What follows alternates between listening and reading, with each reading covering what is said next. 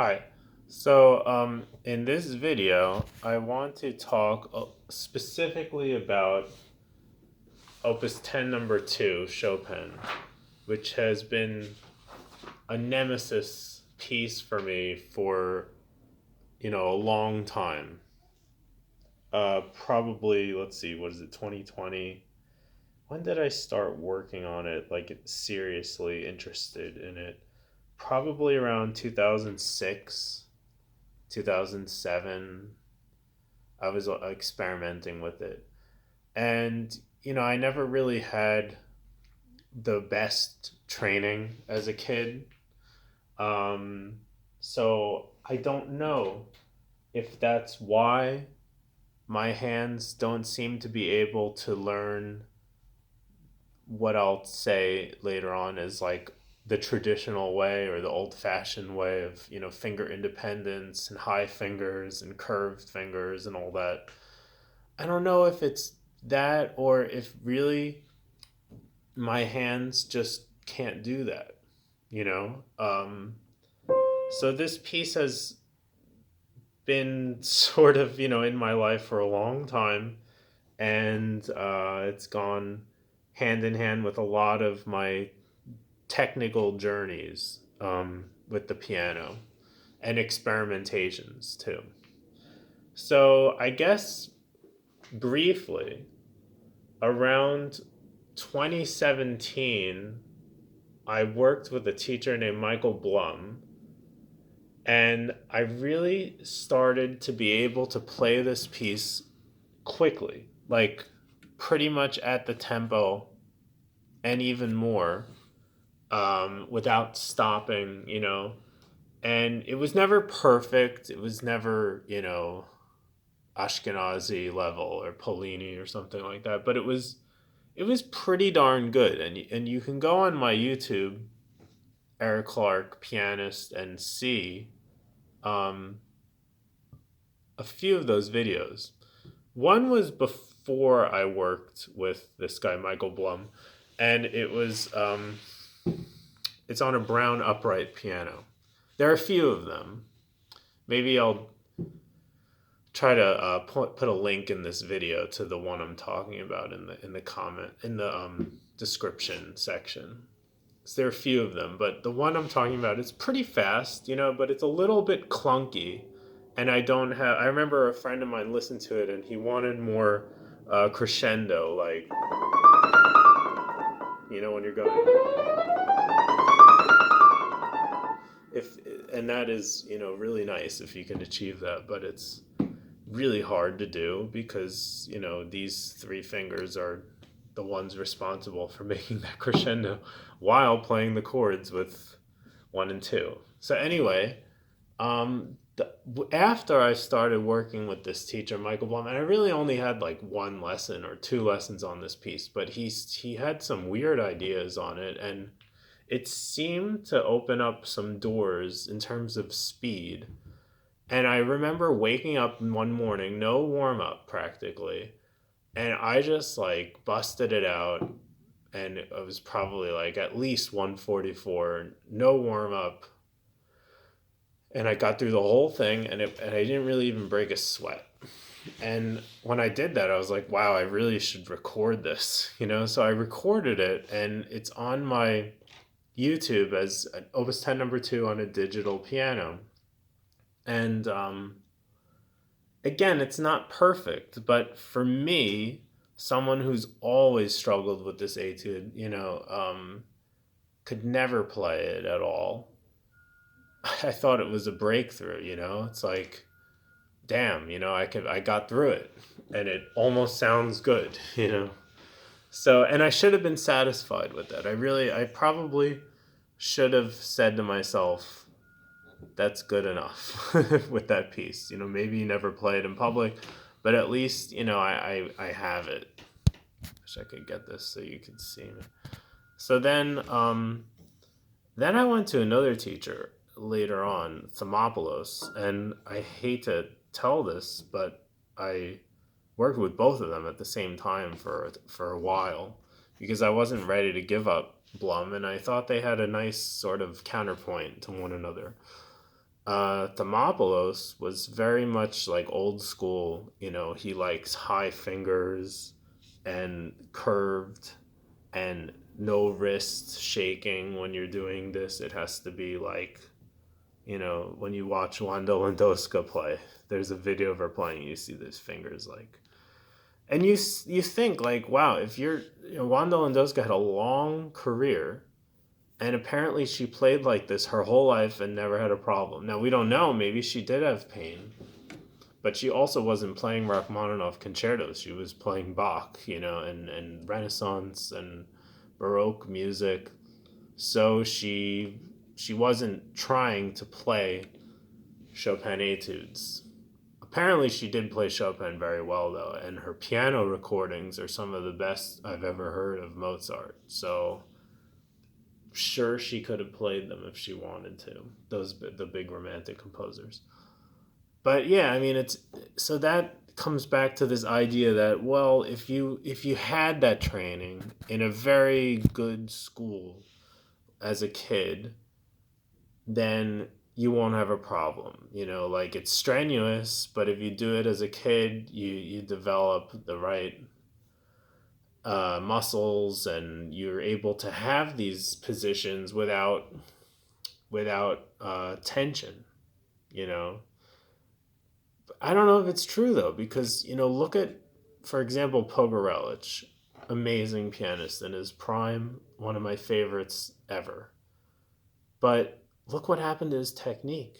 I mean, he can barely play anymore. He's a shadow of what he once was. His hands, they don't work for him anymore, and he's got this big bump in his pinky. It's like arthritic. So it makes you wonder, like, do you really want that if that's the price you have to pay?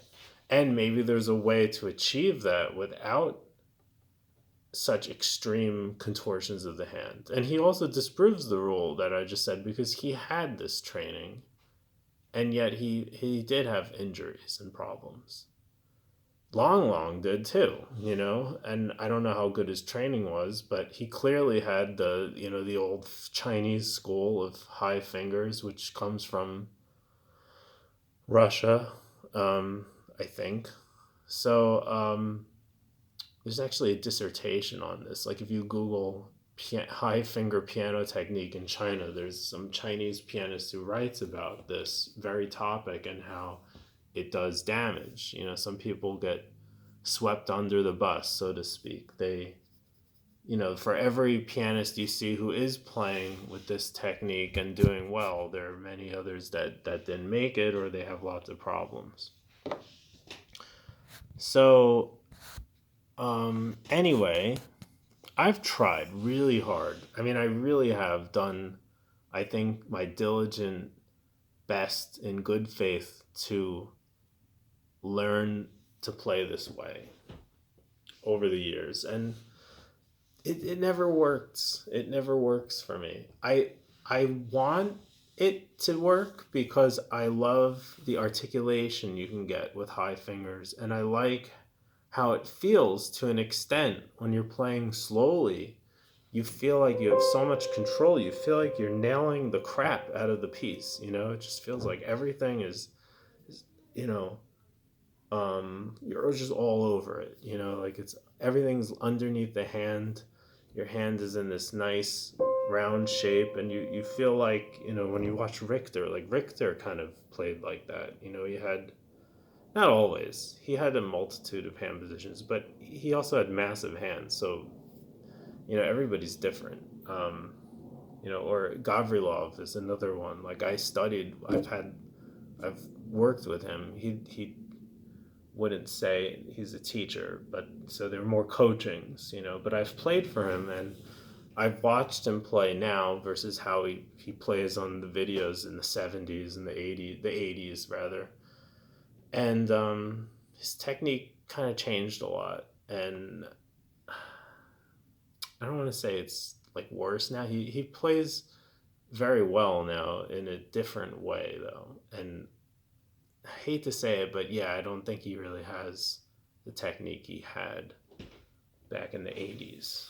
sort of the same thing. And yet, and then on the other hand, you have a pianist like Martha Argerich, who I swear to you, it looks like her hand gets flatter the older she gets. Like, this is like her hand position. Have you ever watched her play? Like, this is how she looks. Almost whatever music she's playing, Bach, Mozart, Schubert, she's just like petting the keys, slapping the keys, she's doing trills, like everything is flat. And she gets the most amazing sound. I mean, great, pretty much the greatest living pianist. I mean, there's a lot of consensus on that. Is there anyone that would contest she's one of the greatest living pianists? It's very rare you run into someone who, you know, would go against that, even if she's not to your taste. What are you gonna say? And what is she, almost 80 now? And yeah, her hands look a little bit arthritic. Like, there's definitely thickening in the joints, but basically her technique is healthy, I would say. Maybe she learned some twisting, or she does a lot of finger substitution. If you look closely, I've seen her play octaves. She sometimes uses 1 3 4, which is clearly a twist. Like, you watch her funerale at the end, she's probably doing 1 3 4, and I don't think she has that big a hand. I mean, it's probably about the same size as mine, but I can stretch an 11th actually solid. My left hand's a little less, but I can sort of get it. So my hand might even be bigger than hers, but I don't think my hands look that big when you're looking at them. So anyway, what was I saying? Like, she just has this healthy technique that her playing, if anything, it gets better. Like, it keeps getting deeper and more nuanced the older she gets, and the technique doesn't seem to depreciate. Like, she still has great facility. Maybe the octaves aren't as fast as when she was 30, but they're still pretty damn fast. And her Scarlatti Sonata is just as fast as it was 50 years ago. So that's an example of a technique that has survived the test of time and has delivered all the great results that one could ever hope for. She doesn't have the chiseledness of Pogorelich. She never had that. Like, if you listen to Pogorelich playing the 16th prelude versus Argerich, it's very different. Pogorelich just had this super articulation that I don't think Argerich could get with her more, flat-fingered approach, but she still gets a pearliness that Pogorelich could never get. It's sort of like a trade-off. And depending on your taste, you can mix and match those techniques. But I would say, that Argerich maybe is the better musician because she's more focused on gesture, not just notiness. I don't know. You can't say that. Like, I wouldn't say Argerich is a better musician than Pogorelich, but it's really a matter of taste at that level. But I do think it matters, like, what hand positions you use for different passages. Like, some people, they look at Horowitz and they say, oh, just don't worry about the hand position. It's the music. It's the sound. But I think people at that level, like, they knew what they were doing, and they knew that a certain way of using their hands resulted in a certain sound that I think is obvious. So anyway, that being said, so let me talk about the etude. I have sort of I can't really play it that well now. That's one thing I want to say. After I went to Thermopolis, he basically gave me the feeling that I'm faking it. That the keys aren't going down enough, and that the upper voice needs to be more legato, and my wrist is too floppy, and, it could just be, more articulated. So, like,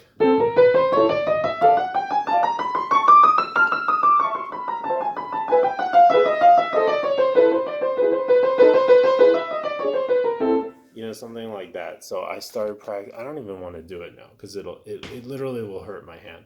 But I was, this way and high fingers, right? And he refingered the whole thing, and it just felt awful. Like in slow motion, it feels okay. It can even feel good once you get get it really grooved.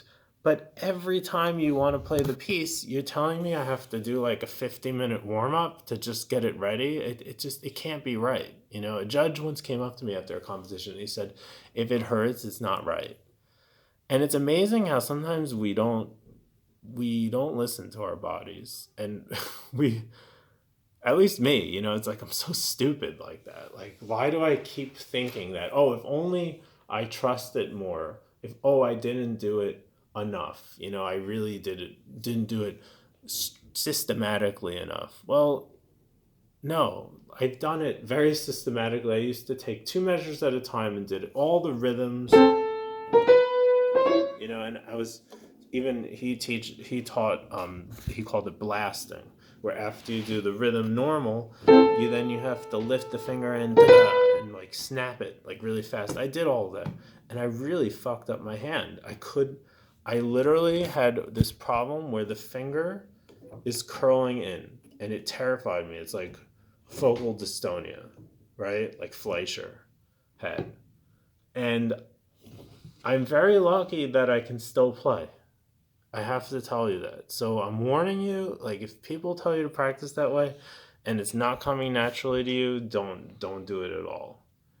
Um if you can do it, that's great. I've seen people, I don't know how they do it. Their hands, have this position and they're lifting their fingers and they're articulating the shit out of it and it sounds great. It's just not in my hand to do that, and I think to myself, well, wait, if Argerich played it, what would her hand look like? It'd probably look like everything else she plays, right? Like this, this is how her hand always look. I don't think have you ever seen Martha Argerich play the piano like this? Never. Have you ever seen Horowitz play? Yeah, actually Horowitz does sometimes curl up his fingers, but only for certain touches, like in Scarlatti, he'll have the very low wrist and the curved fingers. But so yeah, Horowitz sometimes did use that. But Argerich, I think, is so interesting because almost, it's, at least to my eyes, her hands are almost always just in this very natural position. She has a great natural arch to her hand, and she sometimes just flattens it out completely, it seems like, and she has this sort of pyramid shape she uses a lot.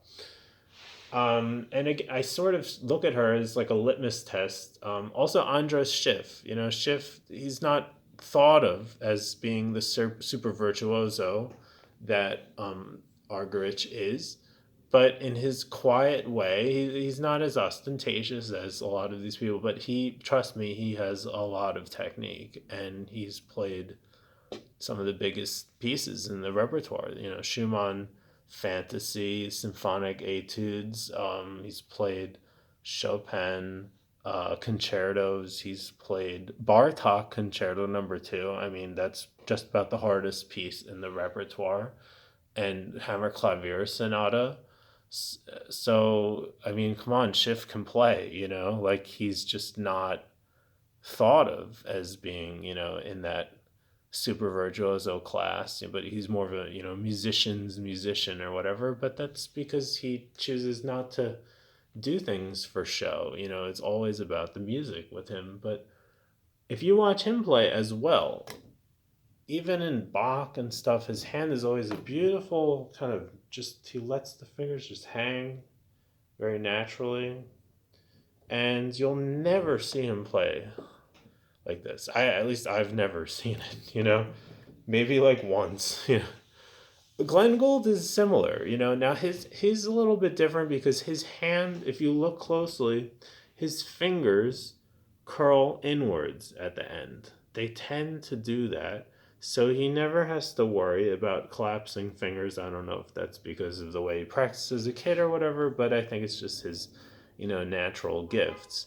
I have more of those, like, I guess you call them the spatula fingers, right? They sort of they curl outwards at the ends. You see, um, at the end of them, like this. It's almost naturally uh, coming outwards a little bit.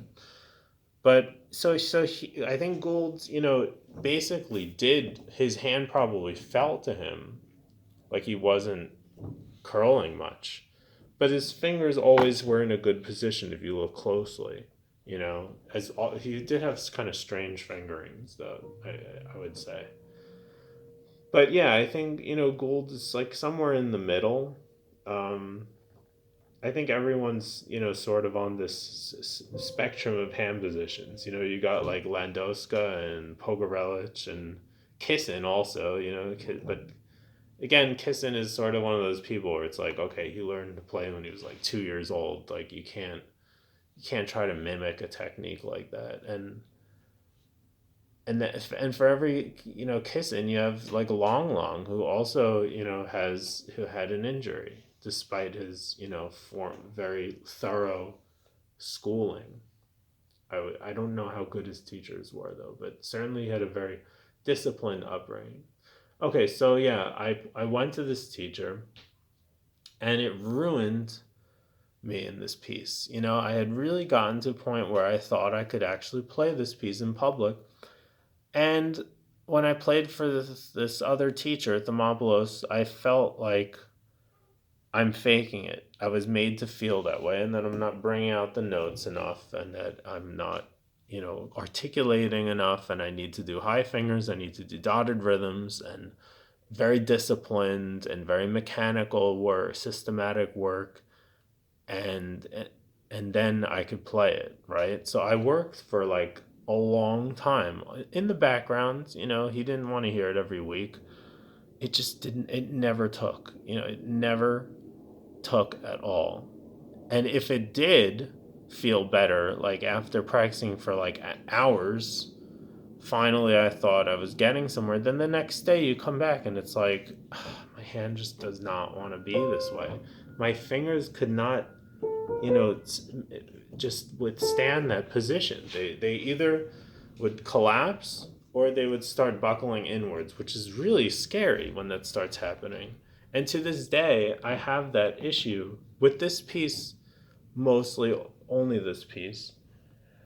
And it's I hate how long that it took me so long to give up on it, because he encouraged me to have, be patient, don't push it too, I pushed it too hard too soon, and blah, blah, blah.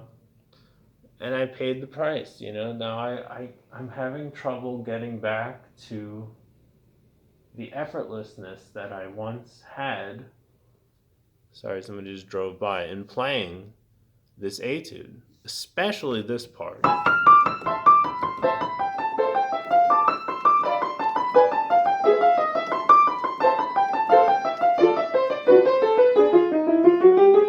At one point, I really felt like I had solved that, at least for myself in my own weird technical way. But now it's like it's just a conundrum. But I do feel like I'm making some improvement, and I don't want to give up totally on this piece. That being said, I am also about to. I I have a tendency to not stick with things, as you can tell, but I want to start studying the Taubman technique because I think it might be good to add to my knowledge, to learn it at least in a thorough way, just to have learned it. I'm skeptical, like a lot of people are, about it's sort of cultish and sort of preachy, and I I think in the back of my mind I still like to think that there is room for some of that old fashioned finger independence, whatever. And like when you watch Kissin and Sokolov and Pogorelich and all these Brendel playing, you see that they had fingers. It wasn't like they're rotating their way through everything. On the other hand, some of us, we have to pay attention to our bodies because we have pain. And this is supposedly offering an answer for pain and for physical limitations, you know? Like if you can play, that's great, but if you're having trouble, then maybe there's a better way. And I have to face the reality that I've always struggled with this piece and never felt super confident about it. So maybe there's something to be learned.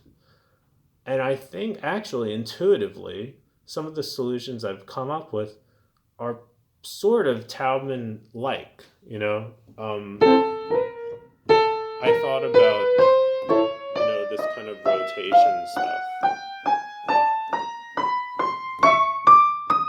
Of course, they do the fingering. There's a Golansky video, 5, and then 4.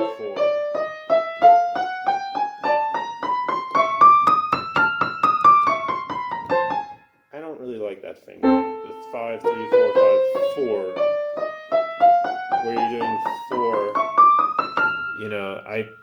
I have a weird fingering, and it's against the Taubman idea because it's probably involving what they call twisting. But basically, the thing that I want to share is that, can I flip this? Is that I wish I could somehow here. So this is difficult. So basically, what I'm doing with this piece right now is similar to if you watched that guy Shishkin play it. He sort of refingered the whole piece to use 3-5 instead of 4-5 and 3-4.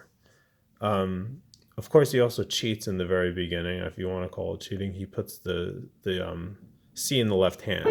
So he begins like that. And he goes to 3, 5, 3, 4, 5, 3, 5, 3, 5. And he pretty much is always doing 3, 5. And his 5 is actually like a combination of 4 and 5, if you really slow it down. Of course, he plays with, a more curved fingers and no wrist, so I can't do that. But he has, his hands, and it works for him. So I did take that fingering, though, which it's not from watching him. It was a finger I sort of came up with on my own because I tend to do 3-5 fingerings over 3-4 and 4-5. I always like 3-5 for my hands. If I play thirds, 3-5 always seem to work the best for me. I've worked really hard, curved fingers at 4-5 and 3-4. I tried it all. But for me, just relaxed hand, shake it, and also this feeling of like a pinch in the tip of the fingers, like wiggling, combined with this shake, gives me the ability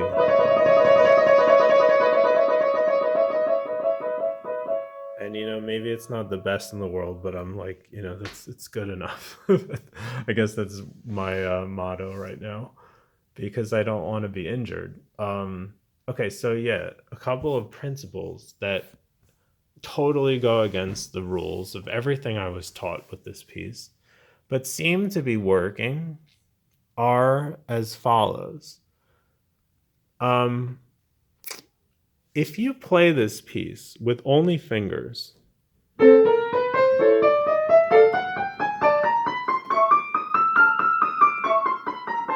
I think you will hit the speed barrier.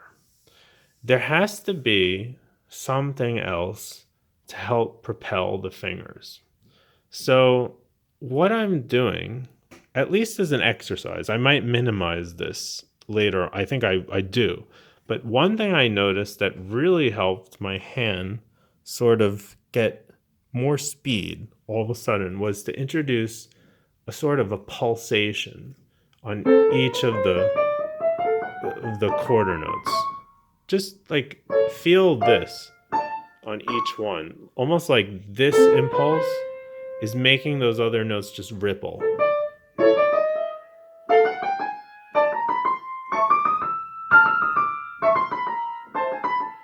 And again, my fingering is weird. You could just do the normal fingering but rotate on the 3 4 5, so that it's all like.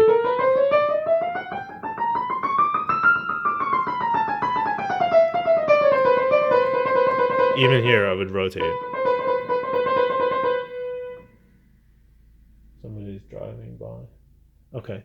So, but I sort of turn my hand a little bit more this way, which I know is probably not comfortable for a lot of people, but it so far has been working well for me. I think what happens is that if you put your elbow in more, like elbow in, then you can have this position without twisting too much, because that feels terrible. The elbow in more, and then you're sort of more aligned. So as you can see, my fingers, I know this, it probably looks really bad, and it's like breaking the rules, and some people would say it's faking, but I'll show you. It seems to be working for me.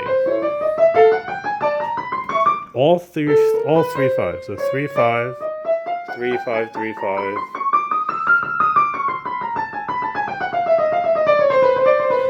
And here 3 5. And it's like my third finger might be a little curved, but fifth finger is like totally flat. And I'm just shaking. Just that kind of a shake. And just the other day, I had lunch with that guy, Michael Blum, and he studied with Rosina Levine and Nadia Boulanger, and he was semifinalist in Tchaikovsky competition the year Pletnev won. I know he can play the shit out of the piano much better than a lot of these teachers who are preaching high fingers. And he said to me, like, if you're not using, you have to use your whole body to play it. And the more of your body you use, the better. He always is talking about it coming from the abdominals, like squeeze and release your abdominals and pulsing things with your shoulder blades, sort of. Here, I'll put the camera back here. Like this, like, is where the rhythm comes from, and then like these sort of pulsations that come from the shoulder blades and the shoulder, the upper arm. And it really seemed to help. I don't necessarily perform this way, but I started practicing with this kind of, wish I could turn the camera around, with this kind of feeling. It doesn't feel so great at first, but maybe it does. It depends, you have to try. So that was one idea. The other thing that I thought of was that if you're looking at your hand, it's almost like you want to just wiggle your fingers, just like you're doing, but you're just moving to the right, but not reaching for anything. I think where we go wrong is when you try to reach for things. There's this feeling that we have to get up there. But actually, if you take the time to just play like where you are, the hand almost like moves itself up. I think so it's almost like this is spiral when you're going up. I think about, so it's like here, there's like a spiral. I don't know how to explain it. So you see the shape? And this kind of goes hand in hand with that kind of pulsation I was talking about, which propels the hand as well. And the fingers are just completely free and kind of dead, to be honest. Like they're just sort of like wiggling. There's also this weird feeling of like opposite. Like, I don't know how to explain it. It's very weird to explain, but it's almost like you feel like to go right, you go left. Um, I think the Taubman technique would explain it well. Like when you're here, so say you're here, the next move to this would be rotating that way. See what I mean? Like the note is to the right, but you rotate it to the left. This way.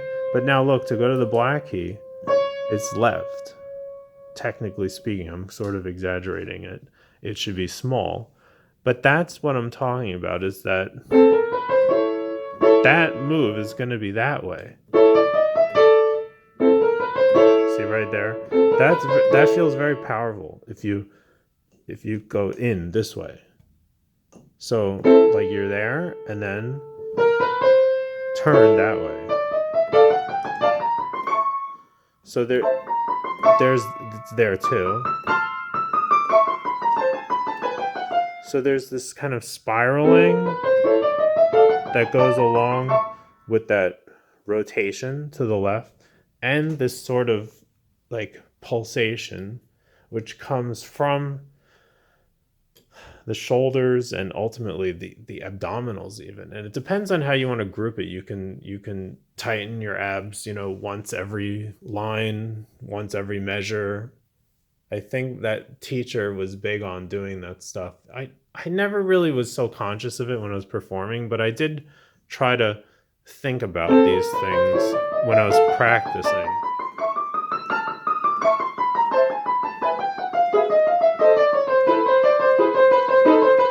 3-5. So another concept is the feeling of constantly releasing, not holding on to anything. Just your hand is just dead, like natural position, like shake it out, just let it go and drop on the keys. This kind of feeling. The fingers are just hanging very loose. And then just tiny little rotations. Okay, and then you can start to have a little bit of this if you want. Sometimes I do more of one. Other times I'm just, but I'm telling you, if you just play fingers, it doesn't feel as good. It really doesn't feel as good. So I think it's much better if you have a little of this in and out, circles, spiral, whatever you want to call it, pulsations that propel the hand faster. It's almost like those four notes just happen.